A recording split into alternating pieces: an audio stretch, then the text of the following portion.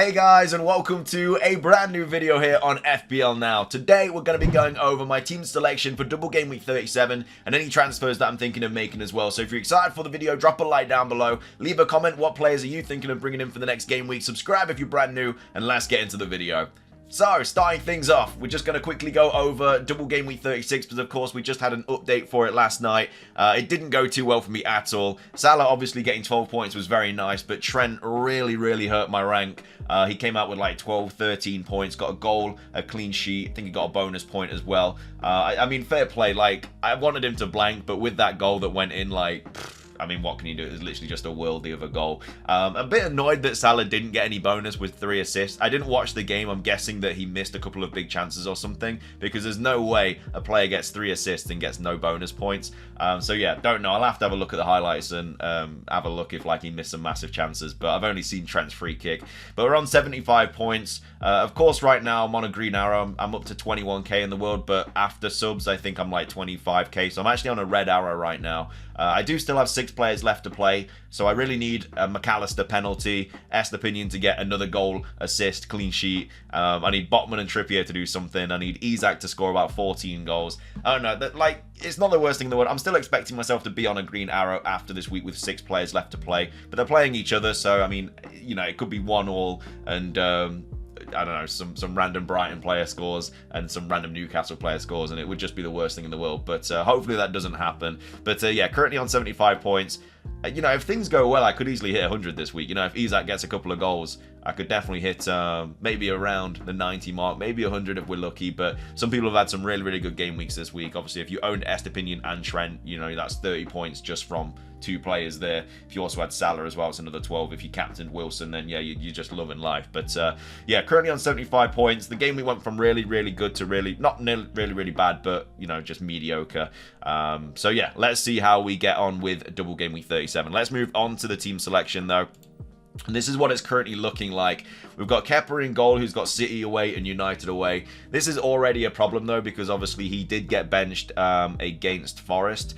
Now, with Mendy making that mistake and Frank's comments saying, you know, we just put Mendy in for that game, it's giving me a little bit more, I guess, positivity about Kepa starting both. But I think I'm just going to leave it. You know, I don't really want to use a transfer on Kepa, because if I was going to bring in any keeper, it'd be Edison.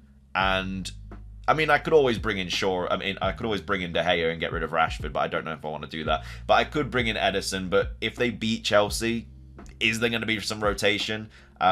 Most likely. So that's why it's a little bit up in the air on whether I want to do that. I might just leave it with Kepa. Hopefully he gets his place back, and because I know I was on like 8-9 doublers and now I'm on like 6, and it's just really annoying. But yeah, Kepa with City away and United away. I mean, it's not even a good double game week for Chelsea. It's just I'd rather have a double game week player playing than, you know, Raya, who's got Spurs away. At the back though, we've got Estepinian, who's got Southampton at home and City at home. I've got Trent. I've got Trippier, should I say? Sorry, I'm just getting so upset that I didn't have Trent. But yeah, I've got Trippier, who's got Leicester at home, and then I've got Shaw, who's got Bournemouth away and Chelsea at home. So a couple of doublers at the back, but again, Kepa might not be playing. In midfield, we've got Rashford, who's got Bournemouth away and Chelsea at home. Need to find out the latest on him though. You know, he could be getting out of my team this week. I don't know who I'd bring in for him. There's not really any City players that I'm eyeing up because of the heavy rotation there's probably going to be when they beat Chelsea, or if they beat Chelsea, should I say. But as of right now, Rashford is in the squad. I've got McAllister, who's got Southampton at home and City at home. Fernandes, who's got Bournemouth away and Chelsea at home. I really need Fernandes to go big this week. He's quite low owned around my kind of rank, and if he pops off and gets like a double-digit haul, it's going to really do me wonders. Matoma, who's got Southampton at home and City at home, and then Salah, who's got Villa at home. And then up top, we've got Haaland, who is my captain, but again, may change it if there is like, it's really likely that, you know, he's not going to play both of them, or if he gets injured or whatever. But yeah, Chelsea at home and Brighton away. And then Isak, who's got Leicester at home, who may also get rotated as well. And then on the bench, we've got Raya, who's got Spurs away, Botman, who's got Leicester at home, Henry, who's got Spurs away, and then Greenwood, who's got West Ham away. So that's what my current team is looking like as of right now. So on paper, I've got 1, 2, 3, 4, 5, 6, 7, 8 doublers, but in actual fact, if Rashford is injured and Kepa loses his place, then I've got 6 doublers. So that's obviously not great. I've got 1 free transfer. I don't really want to be taking any hits though, because I don't think the hit will really pay off too much in the long run, seeing as there's only 2 game weeks left. It obviously could pay off immediately, which I really hope is the situation, but I don't know, I've got to be really, really careful with like the points that I'm losing at this part of the season. But yeah, this is how my team is currently shaping up for Double Game Week 37. Let's move on to the transfers though and everything like that. As you can see, I've got a whopping 4 mil in the bank, but that's just simply because I don't own Trent and I got rid of Kane this week for Isak. I really need Isak to match Kane. The penalty was really, really annoying that Kane scored. I was really hoping that he wouldn't score, and I would have made like a master stroke of a plan. But yeah, unfortunately he did score. Got 2 bonuses as well, I believe. I think he finished on like 7 points. He did pick up a yellow, but still finished on like 2 or something, on 2 bonus. But Isak could potentially still outscore. Obviously he's on 5 at the moment, so he just has to get 1 more return. To be fair, if he doesn't get a return, he just plays minutes, then he'll just match Kane, but would like him to get a return. So yeah, 4 mil in the bank, 1 free transfer, and yeah, it's a tough one really. Like, in reality, I'd probably like to bring in someone like Diaz, but again, there's so much heavy rotation in that in the City lineup that, you know, he might play. He's going to play the Chelsea game, but will he then play the Brentford game? I don't know. That's the only like worry, because I don't really want to be using a transfer on just a player that's going to come on a single game week. It's just not real. I need to be attacking this double. So, you know, if I don't bring in Diaz, I've got 4 mil to bring somebody is. I don't actually know how much Alvarez is, but Alvarez could be a bit of a punt this week, to be fair. He is only 6 mil. He could be a big punt. He has started, I believe, the last 3. He's actually started the last 4 actually, which is really, really interesting. He started Fulham, West Ham, Leeds, and Everton. He hasn't scored apart from when he played Fulham, but yeah, he is actually getting a lot more minutes. Could be a bit of a punt, but I feel like he's going to play Chelsea against. He's going to play De Bruyne against Chelsea just to get the points and get them in the bag, and then maybe Alvarez will play the game after. So I don't know if Alvarez is really the shout. I kind of want to keep a little bit of money in the bank as well for the last game of the season, because I need to bring in Trent for Southampton away. Like, I just can't not have Trent in that game week. I think that's going to be my transfer in the final week, and I can easily get to Trent from like Trippier or something. I don't really need Trippier with Chelsea away. I know that the one time I get rid of Trippier, though, he's going to absolutely pop off, which is going to be annoying, but it is what it is. I've got Henry. I've had Henry for so long. I need to get rid of Henry as well.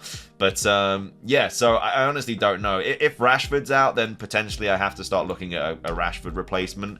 If he's out for a while and you know, he's out for the rest of the season or whatever, Anthony's actually a little bit of a punt. He has started the last 3, but if Rashford's out, then I could see Anthony just starting like pretty much every single game.